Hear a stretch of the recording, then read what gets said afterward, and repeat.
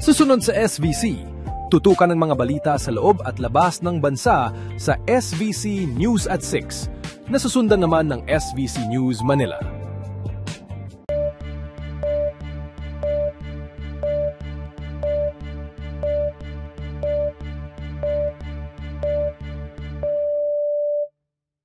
Bagyong Tino umalis na ng Philippine Area of Responsibility matapos magiwa ng matinding pinsala. Bilang ng mga nasawi, umakyat. Isa pang bagyo, pinanganggambahang tatama sa Luzon at maging isang super typhoon sakaling makapasok ng PAR. Panibagong kaso laban sa dalawang kontraktor na sangkot sa anomalya ng flood control projects, pinarefer na ng DPWH sa PCC. Former Representative Zaldico, hindi raw babalik sa bansa hanggat may banta pa ang kanyang buhay ayon sa legal counsel.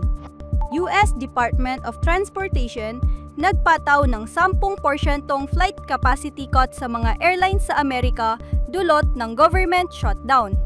Lyrics video ng Paru-Paro ng Bini ilalabas na mamayang gabi.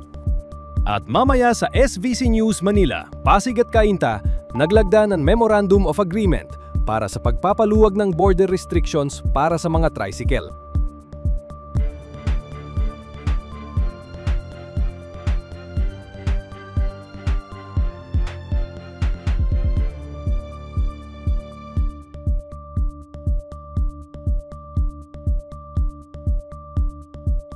Nakalabas na po ng PAR ang Bagyong Tino matapos itong magiwan ng pinsala sa mga probinsya ng Visayas.